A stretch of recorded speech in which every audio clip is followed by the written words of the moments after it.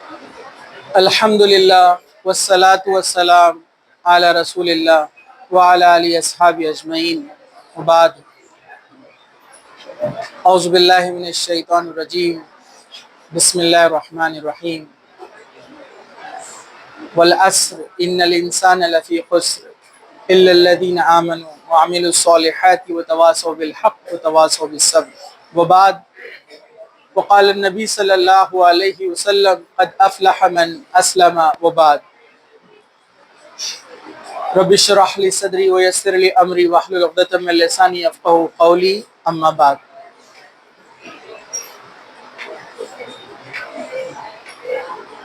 ایک سوال یہ آیا تھا کہ پہلے آیا تھا محرم کے تعلق سے کہ ہم محرم کو کیسے منائیں یا محرم کے بارے میں کچھ معلومات دیجیے۔ تو آلریڈی میرا ایک لیکچر بنا ہوا ہے محرم کے فضائل مسائل، اس کے اوپر اپنا جو میسج آف اسلام جو چینل ہے اس کے اوپر ڈیٹیل میں ایک لیکچر ہے محرم کے اوپر، لیکن مختصر سا میں آپ کو تھوڑا سا بتا دیتا ہوں، غور سے سنیے۔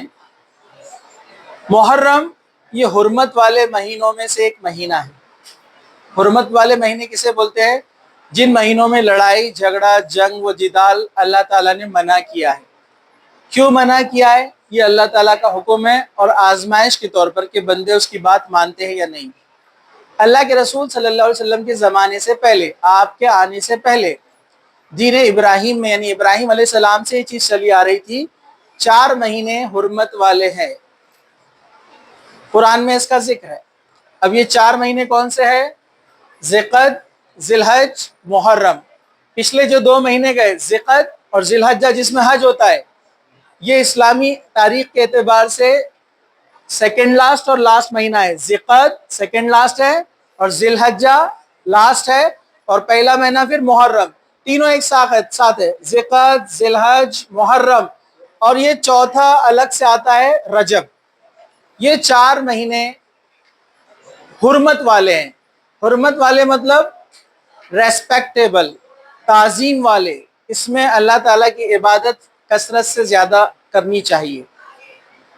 بے شک رمضان کا مہینہ تو افضل ہے، رمضان کے بعد کسی مہینے کی فضیلت قرآن اور حدیث میں آتی ہے تو وہ محرم ہے۔ تو محرم خصوصی مہینوں میں سے ایک مہینہ ہے۔ تمام مہینوں میں سب سے افضل مہینہ رمضان کا ہے، لیکن حرمت والے 4 مہینوں میں سب سے افضل کون سا ہے؟ محرم ہے۔ تو اس کے بارے میں شارٹ میں مختصر سے آپ کو بیان کر دیتا ہوں، لیکچر پورا آپ بعد میں دیکھ لینا، اس میں سارے ریفرنسز موجود ہیں۔ تو محرم کو ہمارے پاس بڑے جوش اور خروش سے منایا جاتا ہے۔ 2 گروہ الگ الگ مناتے ہیں، ایک گروہ اس میں سواریاں نچا رہا ہے اور ایک گروہ اس میں ماتم کر رہا ہے۔ دونوں غلط، اسلام میں دونوں کا تصور نہیں ہے۔ ان دونوں چیزوں میں نہ شرکت کی جائیں گی، نہ پارٹیسپیٹ کسی بھی قسم کا ہوگا، مالی جانی کوئی بھی نہیں، کنٹریبیوشن نہیں، نہ آپ اس کو دیکھنے جائیں گے، تمام چیزیں گناہ ہیں، یہ بات یاد رکھیے۔ نہ سواریوں میں نہ ماتم میں، دونوں جگہ نہیں جانا ہے آپ کو۔ کیوں؟ کیونکہ محرم کا جو تعلق ہے ان چیزوں سے ہے ہی نہیں۔ محرم کیوں منایا جاتا ہے، اس کی فضیلت کیوں ہے احادیث کے اندر؟ تو یاد رکھیے، مشرکین مکہ 10 محرم کا روزہ رکھتے تھے، ان کے پاس بھی اس کی فضیلت تھی۔ کیوں نہیں ہوگی؟ کیونکہ دین ابراہیمی سے چلا آ رہا تھا۔ دوسرا، اللہ کے رسول صلی اللہ علیہ وسلم بھی 10 محرم کا روزہ رکھتے تھے۔ اللہ کے رسول صلی اللہ علیہ وسلم جب مکہ سے ہجرت کر کے مدینہ گئے تو آپ نے مدینہ میں دیکھا وہاں کے یہودی بھی روزہ رکھتے ہیں۔ یہودی صرف روزہ نہیں رکھتے ہیں، ان کی عورتیں نئے نئے کپڑے پہنتی ہے، زیورات پہنتی ہے، پکوان بناتی ہے اور عید کا دن مناتے ہیں۔ اللہ کے رسول صلی اللہ علیہ وسلم نے ان سے پوچھا کہ تم اس دن کیوں خوشیاں مناتے ہو، کپڑے پہنتے ہو، روزہ رکھتے ہو؟ تو یہودیوں نے کہا کہ اس دن ہم کو آزادی ملی تھی، یعنی موسیٰ علیہ السلام کو فرعون سے نجات ملی تھی یا غلبہ ملا تھا، اللہ تعالیٰ نے ان کو آزاد کیا تھا فرعون سے، اور وہ 10 محرم تھی۔ اس بنیاد پر اس وجہ سے ہم خوشی مناتے ہیں اور خوشی میں روزہ رکھتے ہیں۔ اللہ کے رسول بھی پہلے سے رکھتے تھے، لیکن آپ نے کیا کہا؟ تو ان سے زیادہ موسیٰ کے چاہنے والے ہم ہیں۔ انشاءاللہ اگلے سال میں زندہ رہا تو 9 اور 10 کا روزہ رکھوں گا۔ اس لیے یہودیوں کی مخالفت میں ہم کو روزہ رکھنا ہے 9 اور 10 کا۔ یعنی کل سیٹرڈے روزہ ہے 9 اور سنڈے، یہ 2 روزے ہیں، اس کو رکھنا چاہیے۔ اس کی فضیلت کیا ہے؟ اللہ کے رسول نے فرمایا کہ جو شخص 9-10 کا روزہ رکھے یعنی محرم کے 2 روزے، اس کے 1 سال کے صغیرہ گناہ معاف کر دیے جاتے ہیں۔ صغیرہ گناہ، چھوٹے گناہ، بڑے گناہ نہیں، کبیرہ گناہ کے لیے توبہ ضروری ہے، ٹھیک ہے؟ تو صغیرہ گناہ معاف کر دیے جاتے 1 سال کے۔ جو محرم کا 9-10 کا روزہ رکھے گا، کسی وجہ سے 9 کا چھوٹ جائے تو 11 کا بھی رکھ سکتے ہیں، 10-11۔ کسی وجہ سے 9 کا چھوٹ گیا، 11 کا چھوٹ گیا، صرف 10 کا رکھے مجبوری میں تو بھی چل جائے گا۔ اور کوئی بھی نہیں رکھ پائے تو گناہ تو نہیں ملے گا لیکن ثواب بھی نہیں ملے گا، کیونکہ یہ نفلی روزہ ہے، سنت ہے۔ تو آپ کو بھی چاہیے کہ آپ 9 اور 10 کا روزہ رکھیں۔ پچھلے مہینے میں آپ نے کب رکھا تھا روزہ؟ آپ نے 9 ذی الحجہ کو، عرفے کا روزہ۔ اس کے فائدے کیا تھے؟ 2 سال کے گناہوں کا کفارہ تھا وہ، اور یہ محرم کے 2 روزے 1 سال کے گناہوں کا کفارہ ہے۔ تو آپ سب اس کو رکھیے، یہ اس کے فضائل ہے۔ اور یہ روزہ ہم کیوں رکھتے ہیں؟ خوشی میں رکھتے ہیں، غم میں نہیں رکھتے ہیں۔ یہ خوشی کا روزہ ہے۔ موسیٰ علیہ السلام کو آزادی ملی تھی فرعون سے، اور اللہ کے رسول بھی یہ روزہ رکھتے تھے، یہودی بھی رکھتے تھے، مشرکین مکہ بھی رکھتے تھے۔ مطلب اس کی فضیلت تو ظاہر ہو گئی کہ اللہ کے رسول سے پہلے بھی رکھے جاتے تھے، اللہ کے رسول نے بھی رکھا، اور بعد کے ادوار میں بھی لوگ رکھتے رہے۔ لیکن ہمارے پاس کیا کنسپٹ بنا دیا گیا ہے؟ 10 محرم حضرت حسین کی شہادت ہوئی تھی اس لیے ہم یہ روزہ رکھتے ہیں۔ نہیں، اس کا تعلق نہیں ہے اس سے۔ حضرت حسین کی شہادت اللہ کے رسول صلی اللہ علیہ وسلم کے جانے کے کتنے 60-65 سال کے بعد ہوئی ہے، بہت وقت کے بعد ہوئی ہے۔ تو اس لیے اس کا تعلق جو ہے 10 محرم کا تعلق جو ہے یہ حضرت حسین کی شہادت سے نہیں ہے، اس کا تعلق کس سے ہے؟ موسیٰ علیہ السلام کی آزادی اور اللہ کے رسول صلی اللہ علیہ وسلم کی سنت سے ہے۔ اللہ کے رسول صلی اللہ علیہ وسلم کی سنت ہے، اس لیے ہم کو یہ 9 اور 10 کا روزہ رکھنا ہے۔ چلیے آگے بڑھتے ہیں۔ 10 تاریخ کو جو لوگ روڈ بناتے ہیں، چونگے بناتے ہیں، مٹھائیاں بناتے ہیں، اور الگ الگ کھچڑا بناتے ہیں، اور کیا کیا بناتے ہیں، یہ سب بدعت اور خرافات ہے۔ اس کا کوئی اسلام میں حصہ نہیں ہے۔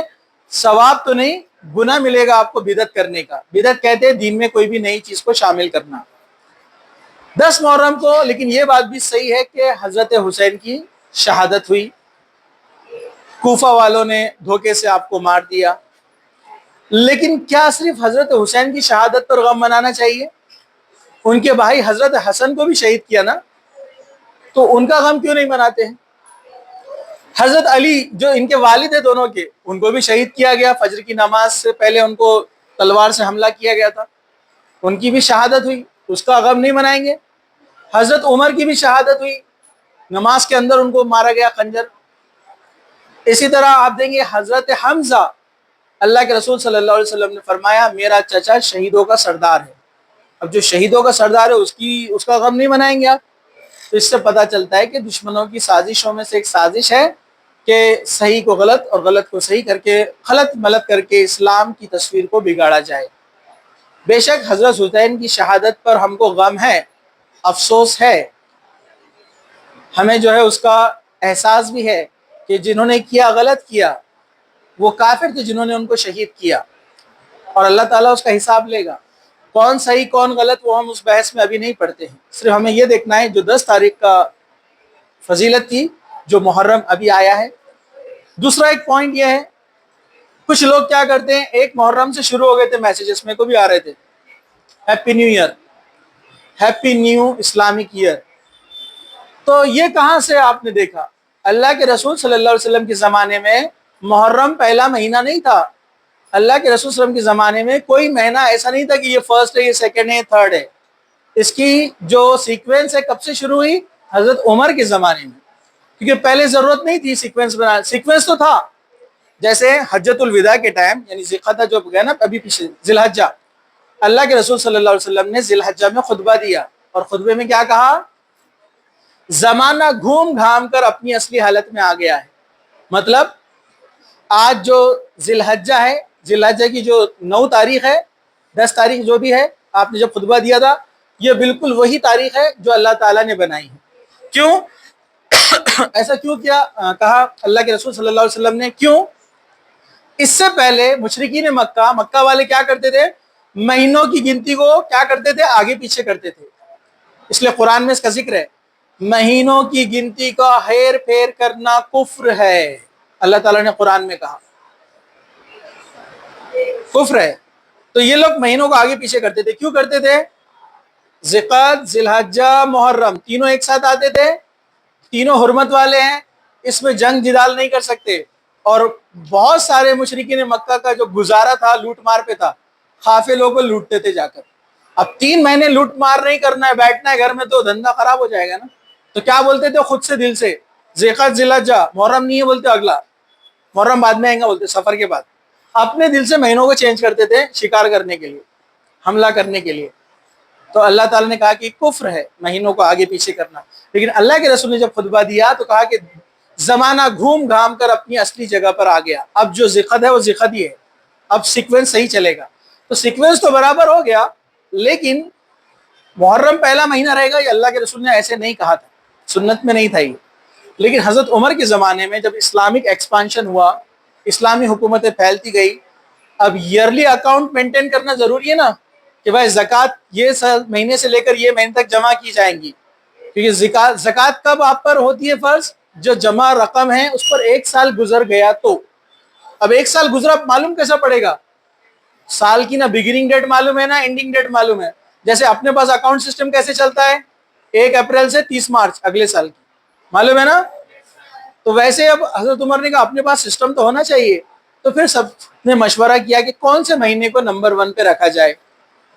تو صحابہ نے مشورہ دیا کہ اللہ کے رسول صلی اللہ علیہ وسلم نے جو ہجرت کی تھی، اسلام کی جو شروعات ہوئی مکہ سے مدینہ، وہ تھی 17 یا 18 محرم. تو کہا محرم کو ہی ہم پہلا مہینہ کرتے ہیں. حضرت عمر کے زمانے میں طے ہوا کہ محرم پہلا مہینہ رہے گا. جب سے مہینوں کی گنتی شروع ہوئی، تو یہ ہیپی نیو ایئر لوگوں نے کہاں سے شروع کرے پتہ نہیں. اب تو اپن کے عرب بھی منا رہے، اب وہ اس کی کوئی دلیل نہیں ہے. ٹھیک ہے، یہ صرف ڈیٹ کاؤنٹ کرنے کے لیے رکھا گیا تھا. تو یہ مختصر سا میں نے آپ کو بتا دیا محرم کے تعلق سے. ہمارے آس پاس میں جتنا کچھ سڑکوں پہ چل رہا ہے اس کا اسلام سے کوئی تعلق نہیں ہے. بس یہ عبادت کا مہینہ ہے اور یہ محترم مہینہ ہے، ریسپیکٹفل مہینہ ہے. اس میں عبادت کرنی چاہیے، زیادہ سے زیادہ لڑائی جھگڑا جنگ و جدال نہیں کرنا چاہیے. 9 اور 10 کا روزہ رکھنا چاہیے. 1 سال کے صغیرہ گناہ معاف ہو جاتے ہیں. اتنا ہی محرم کے تعلق سے آتا ہے. اللہ تعالی ہم سب کو صحیح سمجھ عطا فرمائے، جب تک زندہ رکھے اسلام پر زندہ رکھے، خاتمہ ایمان پر ہو. وآخر دعوانا الحمدللہ رب العالمین. سبحان ربک رب العزت عما یصفون وسلام علی المرسلین والحمد للہ رب العالمین.